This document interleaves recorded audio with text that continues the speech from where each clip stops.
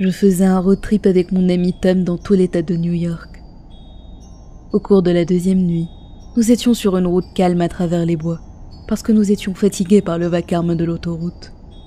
À un moment donné sur cette route étroite, Tom a eu un besoin urgent d'aller aux toilettes.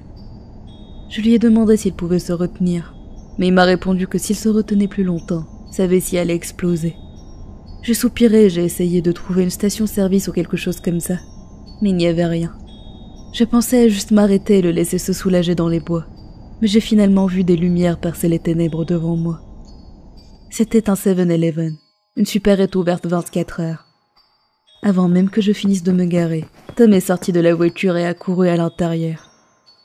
En l'attendant dans le noir, je me suis rendu compte que j'avais faim. J'ai fouillé mes poches à la recherche de monnaie, et j'ai trouvé juste assez pour m'acheter un petit snack. Je suis sorti à mon tour de la voiture, et je suis allé à l'intérieur.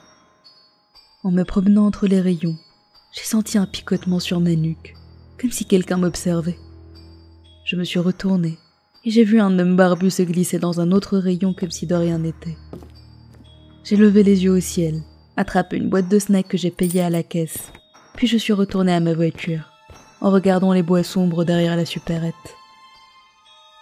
Tom mettait une éternité à revenir. Je lui ai donc écrit, et il m'a répondu qu'il avait fini et qu'il arrivait. J'en ai profité pour grignoter mes biscuits, quand tout à coup, j'ai entendu un « Psst ». Par ici. J'ai rapidement regardé autour de moi, mais je n'ai vu personne. Par ici. J'ai finalement aperçu un homme se tenant derrière un arbre dans les bois sombres. Son visage était sale, et il avait des yeux vitreux.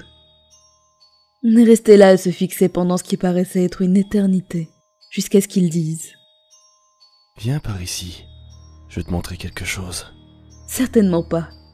Je suis remontée dans ma voiture, j'ai verrouillé les portières, j'ai écrit à Tom de se dépêcher. Je lui ai dit qu'il y avait un homme bizarre ici, et il m'a répondu qu'il arrivait tout de suite. Quelques instants plus tard, il est sorti du magasin et il est remonté dans la voiture. Je n'ai pas perdu une seconde, et j'ai démarré pour m'éloigner aussi vite que possible de cet endroit. En nous éloignant, j'ai regardé une dernière fois dans le rétroviseur, et j'ai vu 3 hommes masqués, bien bâtis, se tenant entre les arbres entourant la supérette.